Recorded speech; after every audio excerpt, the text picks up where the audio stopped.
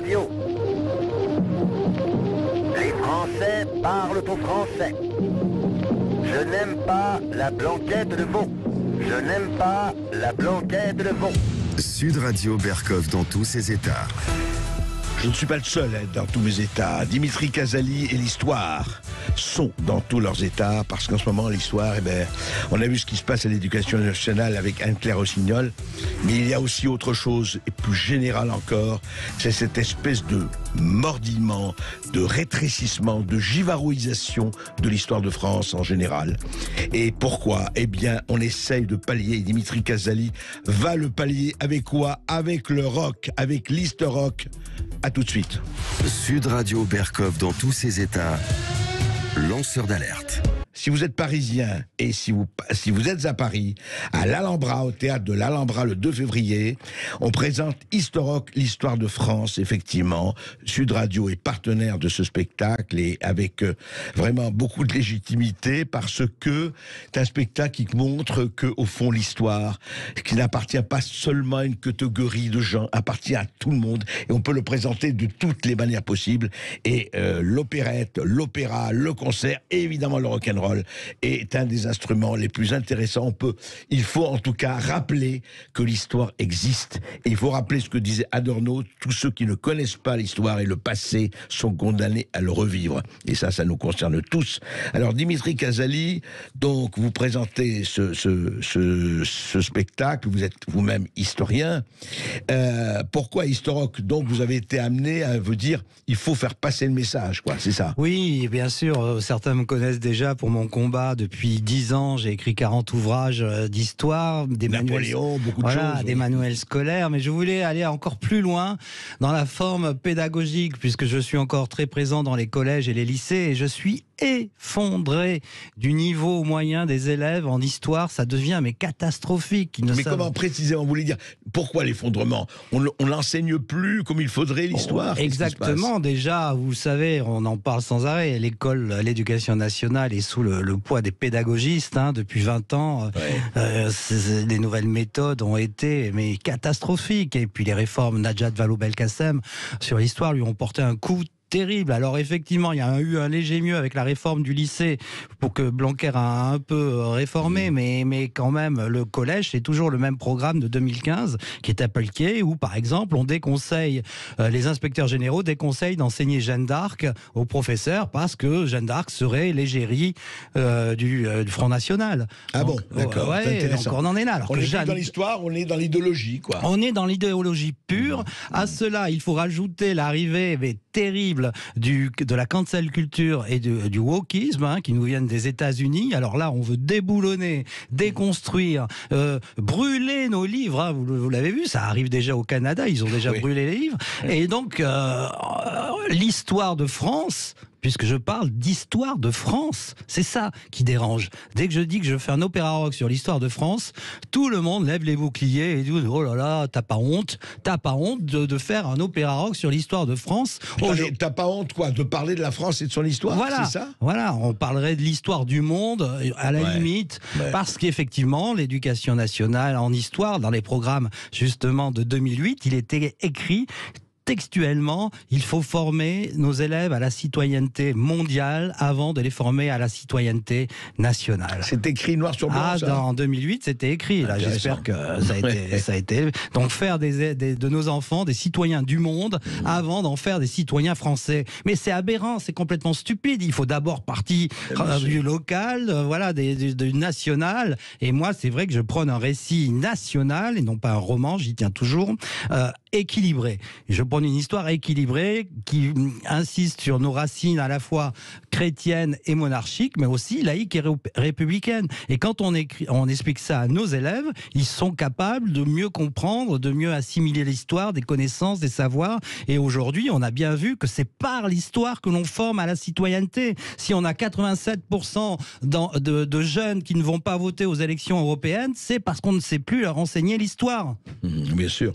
Et Et effectivement, vous savez, c'est toujours pareil. Marcus Garvey, le grand chantre de l'afro-américanisme, il disait: un arbre sans racines ne donne ni feuilles, ni fruits, ni fleurs. C'est grotesque. Je veux dire, l'absence de racines, ça nous compagne à nous amputer nous-mêmes. Enfin, c'est grotesque. Ah bah, nous y sommes, ouais. Puisque l'école française, vous le savez, est au 27e rang du classement PISA. 27e, nous sommes. Alors que, avant les premiers classements PISA en 2000, là, nous étions 6e. Et avant, il y a eu déjà des prémices du classement PISA, nous étions dans les 3 premiers. Comment sommes-nous passés des 3 premiers au 27e rang? C'est une catastrophe. Et vous dites, et vous ajoutez, là c'est plus d'actualité, vous dites que en même temps, depuis le Covid, il y a une génération, problématique d'enseignants vacataires. Expliquez-nous, ça pose un problème encore supplémentaire? Oui, alors en plus des pédagogistes, en plus de la cancel culture, maintenant il y a le problème de la génération Covid, puisque la chaîne de transmission est rompue, parce que les profs sont souvent soit absents, soit malades, et effectivement on les a remplacés par des vacataires. Donc, dans l'association Historoc, qui produit le spectacle à l'Alhambra, il y a 17 profs d'histoire-géographie qui me tiennent au courant de la situation sur le terrain. Et c'est une situation catastrophique. Non seulement la chaîne de transmission est rompue, ils n'arrivent plus à faire cours dans des bonnes conditions. En plus, il y a toujours ce masque. Vous savez, ce masque, c'est terrible pour faire passer justement des messages. On vient d'en parler avec Anne-Claire Rossignol, qui a été suspendue, qui a été forcée de démissionner parce qu'elle ne portait pas le masque à plus de 2 mètres régulière avec ses élèves. Et on l'a suspendu et on l'a forcé à démissionner. Comment voulez-vous transmettre la passion de l'histoire de France, puisque c'est de ça dont il s'agit, tous ces hommes et toutes ces femmes merveilleuses, si on n'arrive pas, si on doit faire cours avec un masque. Et enfin, ces vacataires, ces nouveaux arrivants qui remplacent les profs, ont un niveau déjà, on sent ce nivellement d'année en année, chaque année, donc déjà nivellement par le bas, vous voulez dire. C'est catastrophique, les nouveaux profs.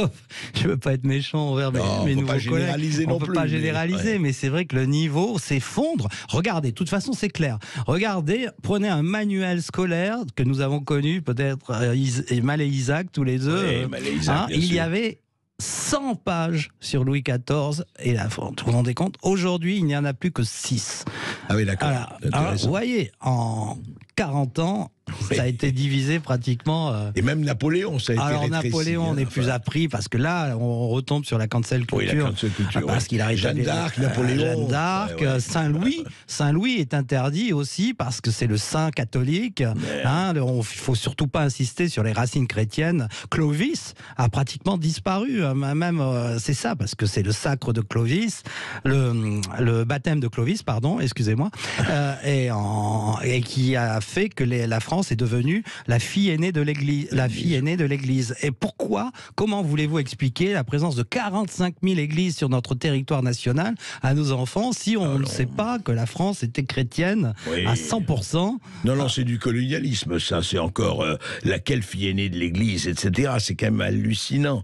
Et la laïcité a bien montré que, justement, il faut séparer l'État de l'Église. Et on l'a fait manuellement. Et ça s'est fait en France. Et ça doit faire pour toutes les religions, etc. La laïcité à la française est née avec, je le chante, donc ralliez-vous à la laïcité que vous venez pas par Henri IV, avec l'édit de Nantes, qui est la première fois où la liberté de culte et la liberté d'expression étaient pratiquement libéralisées à tout le territoire, à tout l'État, le royaume de France. Et ça, c'est une grande première en Europe et même peut-être dans le monde. Si on arrivait à expliquer la grandeur de la France, à rendre nos enfants à nouveau fiers de leur histoire, au lieu de les culpabiliser, et bien là, on y arriverait. Mais Dimitri Casali, vous savez, le nouveau chapitre qu'il faudra apporter pour les générations futures, c'est ce chapitre un peu noir et un peu triste, qui s'appellera du masochisme et de la repentance.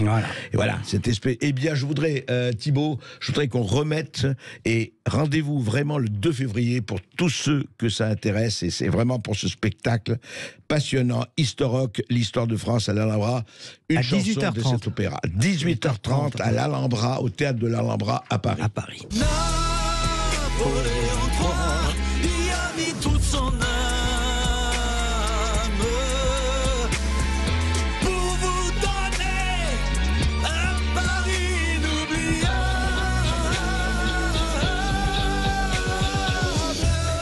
Et évidemment, n'hésitez pas à appeler le standard de Sud Radio au 0826 300 300 si vous voulez réserver des places.